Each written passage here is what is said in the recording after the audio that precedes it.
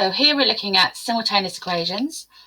We need to follow the procedure of snap, zap, substitute, check. So just to recap, snap is when you need to scale up the whole equation to make a match of the x or y terms if needed. You won't always need to do this.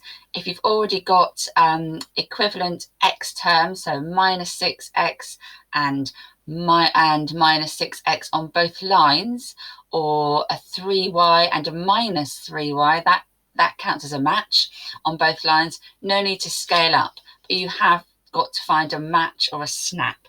So scaling up is the first part. Second part is zap. This means you need to eliminate the matching terms. Now, if your matching terms, for example, the minus 6x and the minus 6x in both lines are the same sign, you need to subtract the lines. If they're different signs, like the minus 3y and the 3y I mentioned, you will add the lines together. Substitute. Once you've found an x or y value, you're going to substitute that into one of the other equations that you've been given to start with. Okay. Then you're going to check. Once you've found your x and y values, you substitute them both into one of the other equations you started with. If the calculation works, you're done. If not, go back and find your error. So let's practice with a question. So if we have x plus y equals 3, and 4x plus 3y equals 10. First thing is to make a snap. So I'm choosing to multiply the top equation by 4 to try and get a 4x. I could have done the top equation by 3 to get a 3y. I just chose to times by 4. So I times the whole row by 4 to match that 4x and the 4x. So my top equation has now become equation 3, and I've got 4x plus 4y equals 12. So there's my 4x snap with line 2. Now I'm going to zap.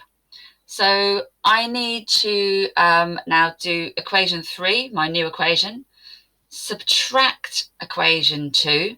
I'm subtracting because both my x terms, the 4x here and the 4x up here, are both positive. Okay, so I subtract the lines. Same signs, subtract the lines.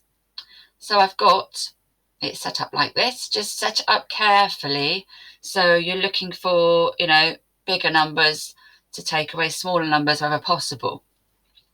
So we end up with 4x and 4x taken away. They disappear. It becomes 0x. I don't even need to write the 0x, but I can, and then cross it out. 4y, take away 3y, I just get y. 12, take away 10, I get 2.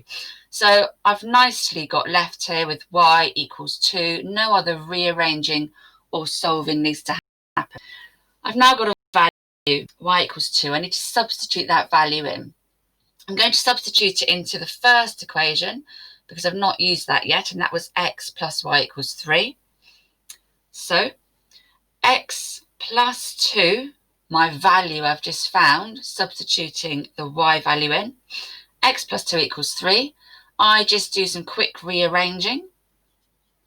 So I've got take away 2 this side, take away 2 that side. I'm doing the opposite thing to get rid of that 2, balancing both sides by doing the same thing to both sides. I'm left with x equals 1. So I've now got a value for x and a value for y. I can add in my final bit, which is to check. So I use x equals 1 and y equals 2 in the other equation that I've not used just now. So 4x plus 3y equals 10. Substitute in 4 times 1 plus 3 times 2. Does it equal 10? Well, 4 plus 6 does equal 10. So I'm done. It works. I know my simultaneous equation has been solved correctly.